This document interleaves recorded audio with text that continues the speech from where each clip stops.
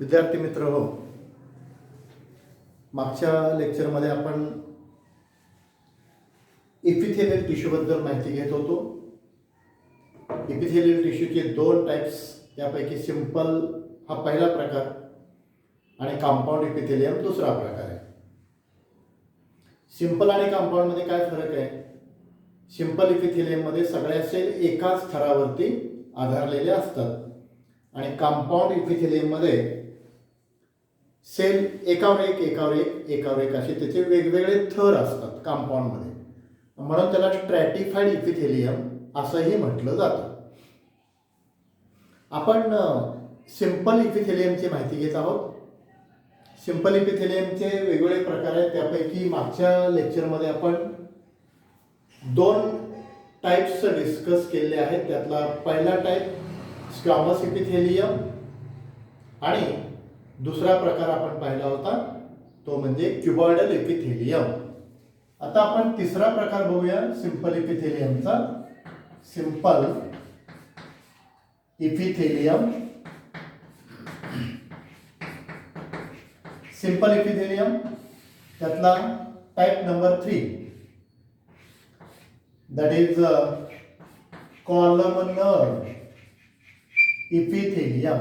Columnar epithelium, the name itself indicates the type of cells in this epithelium. आता याच्यामध्ये पण आपल्याला 3 point discuss करायचे आहेत. त्यातला पहिला पॉइंट लोकेशन, दुसरा पॉइंट स्ट्रक्चरचा असेल आणि तिसरा पॉइंट फंक्शन बद्दल असेल. लोकेशन, स्ट्रक्चर आणि फंक्शन हे 3 मुद्दे आपण प्रत्येक प्रकारामध्ये डिस्कस करणार आहोत.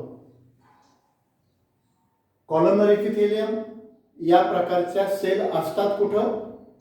तर कॉलमनर इपिथेलियमच्या सेल किंवा या प्रकारची tissue it is present in the lining of intestine. Intestine आतड्यामध्ये इंटेस्टाइनल लाइनिंग. ओके. त्यानंतर आपलं जे गॉल ब्लॅडर म्हणजे मराठीत त्याला पित्ताशय, जिथं पित्त साठवलं जातं त्याला म्हणायचं गॉल ब्लॅडर. इथं पण या प्रकारचा इपिथेलियम असेल, कॉलमनर इपिथेलियम असेल. त्याचबरोबर वेगवेगळ्या प्रकारच्या इंटेस्टाइनल ग्लँड इंटेस्टाइनमध्ये आहेच आहे. त्याच्याबरोबर इंटेस्टाइनल ग्लँड जे आहेत आतड्यामध्ये असणारे ग्रंथी आणि त्याचबरोबर गॅस्ट्रिक ग्लँड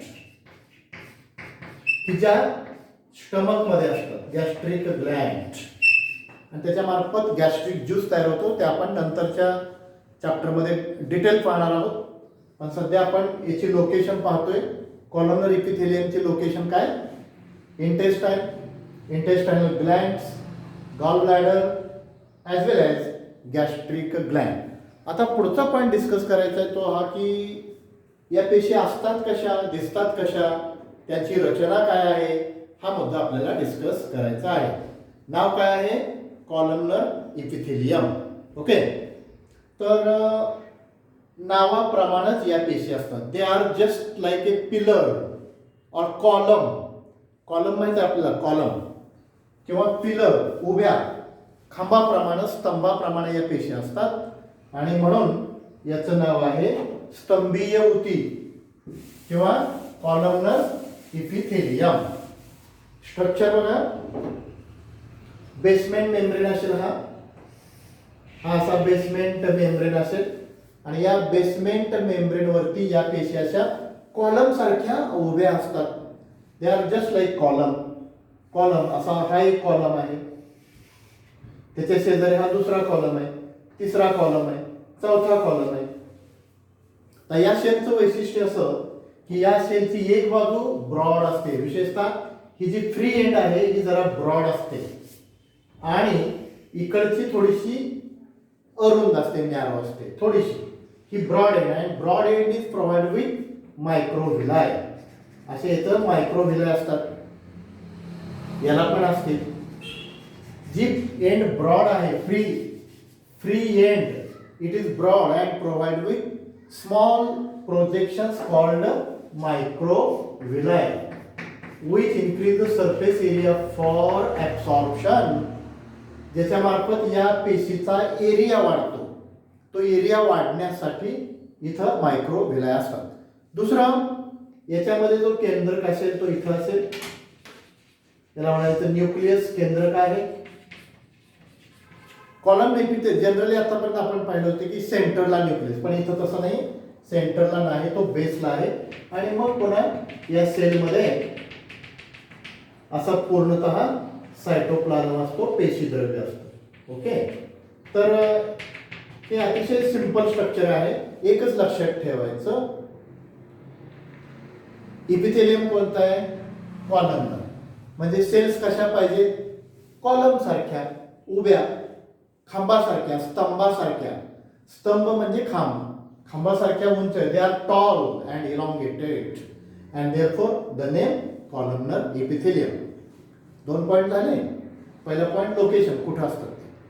दुसरा पॉईंट या पेशी दिसतात कशा. आणि तिसरा पॉईंट या पेशींचं काम काय.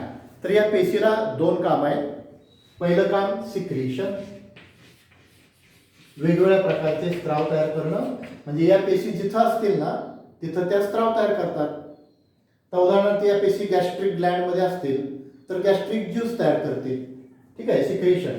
आणि एवढंच नव्हे तर दुसरं एक काम आहे या पेशींना, आणि ते काम म्हणजे ॲब्सॉर्प्शन. 2 काम आहेत बघा. एक काम सिक्रिशन, दुसरं काम ॲब्सॉर्प्शन. ठीक आहे, आतापर्यंत आपण 3 टाईप पाहिले. पहिला मागच्या लेक्चरमध्ये पाहिला होता, पहिला आणि दुसरा, स्क्वॅमस इपिथेलियम आणि क्युबायडल इपिथेलियम. आज आपण तिसरा प्रकार पाहिला आहे. याच्यानंतर लगेच चौथा प्रकार डिस्कस करूयात. चौथा प्रकार आहे सिलिएटेड इपिथेलियम. कॉलमनर झाले की पुढचा टाईप आहे सिलिएटेड. Ciliated epithelium. पुन्हा 3 मुद्दे.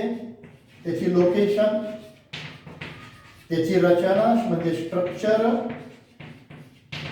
आणि त्याचं फंक्शन म्हणजे कार्य. ठीक आहे, पहिला पॉइंट लोकेशनचा. लोकेशन, आता या पेशी असतात कुठे? जनरली या पेशी असतात ओव्हिडक्ट. ओव्हिडक्ट म्हणजे बीज कोश, आणि बीज कोशाला जोडलेली जी पाईप असते बीजवाहक नलिका. बीजवाहक नलिकेमध्ये असतात. त्याचबरोबर आपली जी बकल कॅव्हिटी आहे, पोकळी, तोंडाची आतली जी पोकळी आहे ना त्याला म्हणायचं बकल कॅव्हिटी.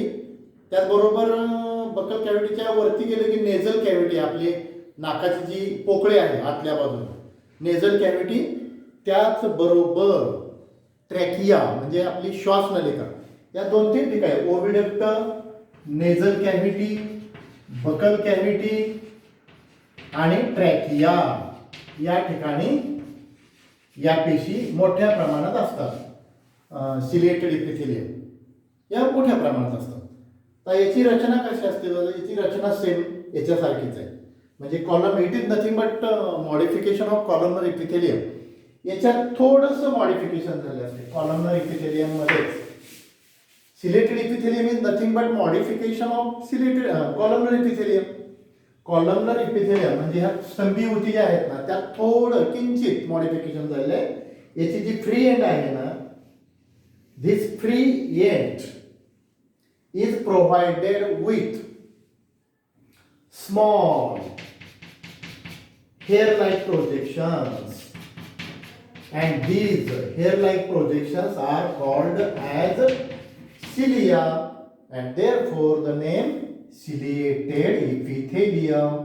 Ciliated epithelium मध्ये पेशीच्या वरच्या बाजूला मोकळ्या जागेत बारीक बारीक बारीक बारीक बारीक केसासारखी रचना असते की ज्याला सिलिया म्हणायचं. आणि मग या सिलियाच्या कामावरूनच मग याचा संपूर्ण काम ठरतं. सिलिया काय करतात? असतात कुठं मग सांगितलं, ओव्हिडक्ट असेल किंवा नेझल चेंबर असेल, नेझल कॅव्हिटी, बकल कॅव्हिटी किंवा ट्रॅकिया. या सगळ्या पोकळ जागा आहेत, पोकळ्या, नळ्या आहेत, पाईप आहे, नलिका आहे. तर मग या सेलचं किंवा सिलिएटेड इपिथेलियमचं काम काय? एकदम सिंपल आहे. दिस सिलिया बीट रेग्युलरली. या शिलियाचं काम सारखं असं हलतात सारख्या, आणि हल्ल्यामुळे काय होतं, they are useful to move the substance in particular direction. एका विशिष्ट दिशेनं पदार्थ पाठवायचे. जसं उदाहरणार्थ आपल्या नेझल कॅव्हिटीमध्ये समजा डस्ट पार्टिकल गेलेले आहेत, काही घाण अडकलेली आहे, तर याच्या आत आपल्या, तुम्हाला माहिती आहे आपल्या नागपुडीमध्ये आतल्या बाजूला केस आहेत, बारीक बारीक बारीक बारीक केस आहेत.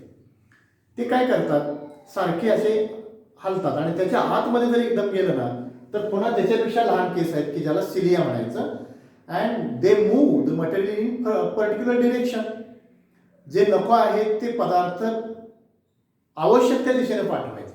आता उदाहरणार्थ डस्ट आलेली आहे, ती पुढे जाऊ द्यायची नाही, त्याला ढकलून बाहेर काढायचे. किंवा ओव्हिडक्ट आहे, बीज वाहक नलिका आहेत, समजा ही एक नलिका आहे, इथं बीज आहे, कुठं पाठवायचं आहे, इथं पाठवायचं आहे. मग याच्या आतल्या जे शिले असतात अशा, याला असं पुढं खेचतात आणि इथंपर्यंत पोहोचवतात. कुठल्या दिशेनं पाठवायचं आहे, या दिशेने. मग ह्या शिले अशा हलतात आणि या बीजाला पुढच्या दिशेनं पाठवतात. म्हणजे त्या दिशेला पाठवायचं आहे, त्या दिशेनं त्यांची हालचाल करणं हे सिलेटेड इपिथेलियमचं काम आहे. ओके, तर हे 3 मुद्दे पाहिले. लोकेशन म्हणजे या पेशी कुठं असतात, दिसायला कशा दिसतात, आणि काम काय करतात. ठीक आहे. आता 4 नंबरचा आपण बघूया, चौथा प्रकार बघूया. सिलेटेड इपिथेलियम तिसरा प्रकार झाला, त्या सिलेटेड इपिथेलियम चौथा झाला, कारण पहिल्या लेक्चरमध्ये 2 पाहिले होते, स्क्वॅमस आणि क्युबॉइडल. आता 2 झाले, एक कॉलमनर आणि सिलिएटेड. म्हणजे आता 5 नंबरचा आपण प्रकार बघूया. याचा इपिथेलियमचा प्रकार 5वा, सिंपल इपिथेलियमचा 5 नंबरचा प्रकार, टाइप नंबर 5, सेन्सरी इपिथेलियम. किंवा त्याच्या आधी ग्लँड्युलर बघूया, नंतर सेन्सरीकडे जाऊया. ग्लँड्युलर इपिथेलियम. आता या इथं सुद्धा याच्या नावातच याचं काम आहे, किंवा त्या कशा दिसतील हे बघा. ग्लँड्युलर इपिथेलियम कुठं असेल, location, it is present in different types of glands. आपल्या शरीरामध्ये जिथं जिथं ग्रंथी आहेत तिथं तिथं या प्रकारचा इपिथेलियम असेल. Glandular epithelium is present in the glands, different types of glands constitute glandular epithelium. आता रचना बघूया. मग त्या ग्लँड, सलायव्हरी ग्लँड असेल, पॅन्क्रिएटिक ग्लँड असेल, लिव्हर असेल, गॅस्ट्रिक ग्लँड असेल, इंटेस्टायनल ग्लँड असेल, गॉबलेट ग्लँड असेल, कुठली पण असू द्या, त्या ग्लँडमध्ये या प्रकारचा इपिथेलियम असतो. आणि glandular epithelium is also the modification of columnar epithelium. म्हणजे या पेशी पुन्हा कॉलम सारख्या असतात. It is modification of columnar epithelium.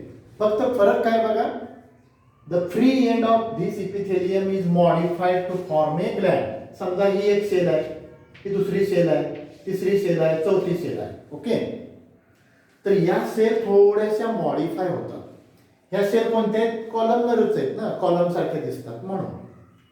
फक्त फरक काय आहे, या सेल थोड्याशा मॉडिफाय झाल्या आणि त्याचं रूपांतर ग्लँडमध्ये झालं. ही सेल थोडी मॉडिफाय झाली, हे बघा, आत गेली आणि इथं ग्लँड तयार झाली. ठीक आहे. ही दुसरी, ही पण अशी मॉडिफाय झाली, त्याची एक ग्लँड तयार झाली. ही पण तशी होईल किंवा ही पण तशी होईल. बाकी रचना सेम आहे. खाली बेसमेंट मेम्ब्रेन असतो, न्यूक्लियस असतो, सायटोप्लाझम असतो, आणि ही ग्लँड तयार झाली आहे. ठीक आहे. एकदम सिंपल स्ट्रक्चर आहे. आता ह्या ज्या ग्लँड असतात ना, the glands are of 2 types. मग त्या युनिसेल्युलर पण असू शकतील. युनिसेल्युलर ग्लँडचे टाइप 2, एक युनिसेल्युलर आणि अर्थातच दुसरा कुठला असेल मग मल्टी सेल्युलर. युनिसेल्युलर म्हणजे सिंगल ग्लँड, उदाहरणार्थ गॉबलेट ग्लँड, गॉबलेट सेल. आणि मल्टी सेल्युलर बाकीच्या सगळ्या ग्लँड, मग ते सलायव्हरी ग्लँड असेल किंवा पॅन्क्रिएटिक ग्लँड असेल, या सगळ्या मल्टी सेल्युलर ग्लँड येतात. पुन्हा या ग्लँडचे 2 प्रकार पडतात त्याच्या कामावरनं. हे रचनेवरनं झाले, युनिसेल्युलर, मल्टीसेल्युलर, सिंगल आणि सिंगलपेक्षा जास्त, 2 पेक्षा जास्त, मल्टीसेल्युलर. पुन्हा या ग्लँड दोन प्रकारचे असू शकतात किंवा असतात. कदाचित तुम्हाला पूर्वी माहित पण झालं असेल ग्लँडचे दोन टाइप्स. पहिला प्रकार एक्झोक्राइन ग्लँड आणि दुसरा प्रकार आहे एंडोक्राइन ग्लँड. दोन्हीत काय फरक आहे? अत्यंत महत्वाचा फरक आहे. सिंपल आहे. Exocrine glands these are the glands which are provided with duct. ज्या ग्रंथींना नलिका असते, पाईप असते, ट्यूब असते आणि त्या पाईप मधून त्या ग्रंथीचं जे सिक्रिशन आहे, स्त्राव आहे, तो पुढे जातो. आणि याच्यामध्ये मग कुठल्या ग्रंथी येतात? एक्झोक्राइन. ज्या ग्रंथींना पाईप असते, नलिका असते, डक्ट असते. Glands with duct are called exocrine gland. जसं की सलायवरी ग्लँड, लाळ ग्रंथी आपल्या तोंडामध्ये असते. ऍक्च्युली त्याची लोकेशन आत एकदम आत असते, पण त्याच्यात तयार झालेली लाळ वाहून नेणारी जी नलिका असते त्या नलिकेतून आपल्या जिभेवरती पसरते. जेव्हा आपण घास घेतो त्या घासामध्ये ती लाळ मिसळण्यासाठी तिथपर्यंत येते. किंवा स्वेट ग्लँड, घर्मग्रंथी, घाम तयार करणाऱ्या ग्रंथी असतात कुठे? आपल्या त्वचेच्या खाली. घाम तयार होतो त्वचेच्या खाली, पण तो पसरवला जातो त्वचेवरती आणि त्वचेच्या खालनं त्वचेवर पसरण्यासाठी बारीक पाईप असते. त्या पाईप मधून घाम वरती येतो, म्हणजे घाम वाहून नेण्यासाठी डक्ट आहे. एक्झोक्राइन ग्लँड म्हणजे कसल्या की ज्या ग्लँडला डक्ट आहे. उदाहरणार्थ आता सांगितलेले salivary gland, sweat gland, sebaceous gland, gastric gland, intestinal gland, अशा ग्लँड एक्झोक्राइन ग्लँड मधून कन्सिडर केल्या जातात. आणि एंडोक्राइन ग्लँड म्हणजे कसल्या? The glands which are without duct, म्हणजे डक्टलेस ग्लँड्स. डक्टलेस ग्लँड्स, ज्या ग्रंथींना डक्ट नसते, नलिका रहित ग्रंथी, डक्टलेस. आता याचं वैशिष्ट्य काय आहे? They release their secretion directly into blood stream. Ductless gland किंवा एंडोक्राइन ग्लँडचं वैशिष्ट्य काय आहे? तर एंडोक्राइन ग्लँडचं जे सिक्रिशन असतं ते सिक्रिशन डायरेक्ट रक्तामध्ये मिसळलं जातं. त्याला डक्ट नसतात आणि एकदा रक्तात मिसळलं की रक्त आपोआप पुढे जातं. रक्तवाहिन्या असतात ना, त्यामुळे याला गरज नाही, सेपरेट डक्ट असण्याची गरज नाही. कारण ही मिसळते कुठं? रक्तात, आणि रक्त वाहून नेण्यासाठी रक्तवाहिन्या ऑलरेडी असतात. त्यामुळे या डक्टची पुन्हा स्पेशल गरज नाही. ठीक आहे, हे त्याचं वैशिष्ट्य आहे. Ductless glands secrete their secretion directly into blood stream and later on blood supply this secretion everywhere. प्रत्येक ठिकाणी ते ब्लड पोहोचतं, ते सिक्रिशन पण पोहोचू शकतं. ओके. आता डक्टलेस ग्लँडची उदाहरणं काय आहेत? अनेक आहेत. उदाहरणार्थ पॅन्क्रियाटिक ग्लँड, पॅन्क्रियाज, पर्टिक्युलरली आयलेट्स ऑफ लँगरहॅन्स. पॅन्क्रियाचा काही भाग एक्झोक्राइन आहे, काही भाग एंडोक्राइन आहे. थायरॉइड ग्लँड एंडोक्राइन आहे, parathyroid endocrine, testes endocrine, ovary endocrine. Okay. Testes, ovary, thyroid, parathyroid, pituitary gland, thymus, या सगळ्या ग्लँड कसले आहेत? एंडोक्राइन ग्लँड आहेत. ठीक आहे. आता या ग्लँडचं सिक्रिशन मग ते एंडोक्राइन असू दे किंवा एक्झोक्राइन असू दे. एंडोक्राइन असतील तर डायरेक्ट रक्तात मिसळतं, एक्झोक्राइन असेल तर अशी छोटीशी डक्ट असते ती त्याचं सिक्रिशन वाहून नेते. फंक्शन काय आहे? अर्थातच सिक्रिशन ऑफ डिफरंट ज्युसेस, वेगवेगळ्या प्रकारचे ज्यूस तयार करणं, वेगवेगळ्या प्रकारचे स्त्राव तयार करणं, हे ग्लँड्युलर इपिथेलियमचं महत्वाचं कार्य आहे. किती झाले? 5. आता आपण 6 नंबरची इपिथेलियम, सिंपल इपिथेलियमचा 6वा प्रकार बघूया. Type number 6, germinal epithelium. Germinal epithelium. खरं तर जर्मिनलच्या अगोदर आपण सेन्सरी बघूया आणि मग शेवटी जर्मिनलकडे जाऊया. Sensory epithelium. Sensory epithelium. ठीक आहे. सेन्सर इपिथेलियम कुठं असतात या पेशी? या पेशी साधारणपणे अशा लांब असतात. या पण फक्त फरक काय आहे, या पेशी अशाच पुन्हा बेसमेंट मेम्ब्रेन वरती आधारलेल्या असतात आणि या पेशींना सेंटरला न्यूक्लियस असतो. बघा, या पेशींच्या सेंटरला न्यूक्लियस असतो इथं आणि त्याच्या एका बाजूला असे सेन्सरी हेअर्स असतात. असे सेन्सरी हेअर आणि दुसऱ्या बाजूला नर्व फायबर जोडलेले असतात. हे सेन्सरी हेअर्स. ही झाली त्याची रचना. लोकेशन काय? लोकेशन सांगायचं राहिलं बरं का. लोकेशन काय म्हणजे या पेशी असतात कुठं? Sensory epithelium. Sensory epithelium is located in sense organs. आपली ज्ञानेंद्रिय, तुम्हाला माहिती आहे आपला 5 ज्ञानेंद्रिय असतात. Eyes, ears, nose, tongue and skin.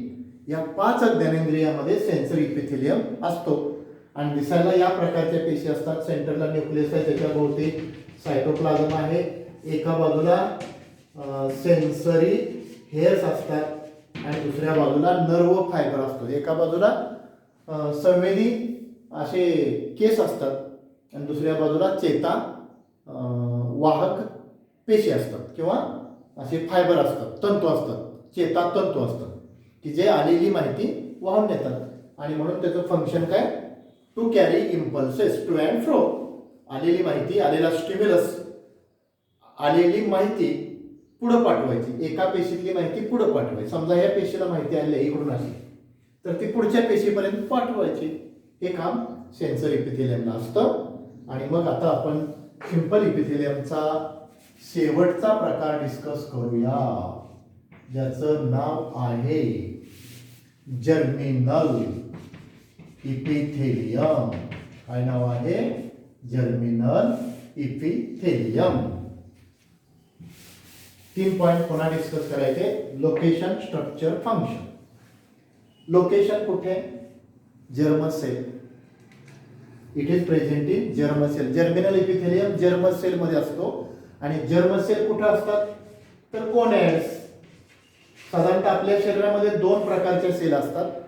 एक सेल म्हणजे सोमॅटिक सेल आणि दुसरी जर्म सेल. सोमॅटिक सेल म्हणजे बॉडी सेल आणि जर्म सेल म्हणजे जनन पेशी, शरीराच्या पेशी आणि जनन पेशी.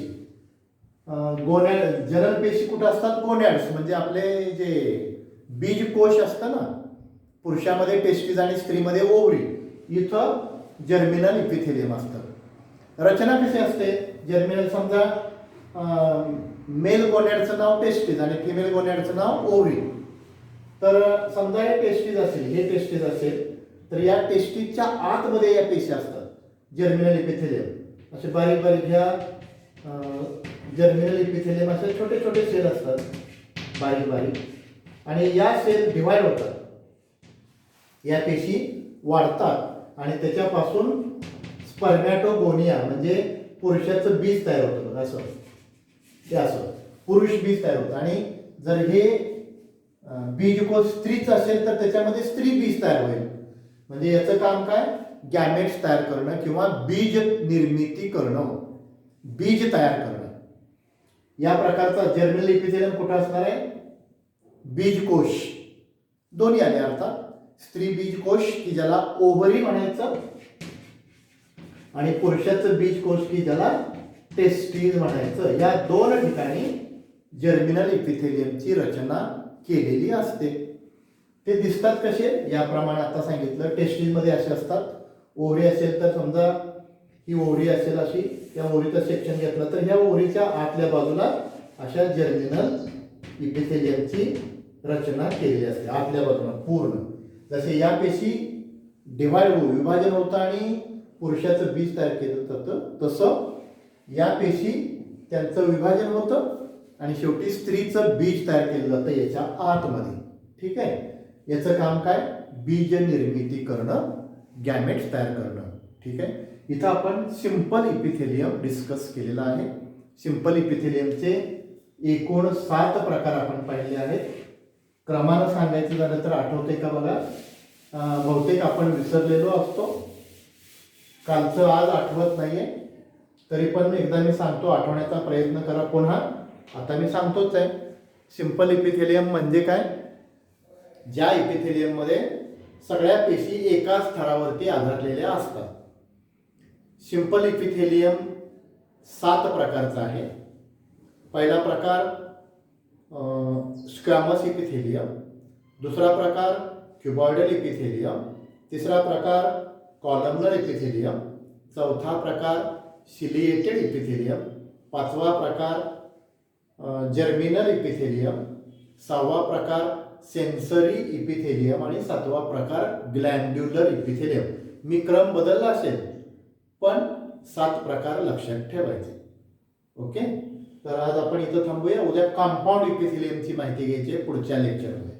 तुम्हाला एक सूचना आहे की मी हे सगळं यूट्यूब चॅनलवरती टाकतो आहे, तर सगळ्यांनी हा चॅनल सबस्क्राईब करा.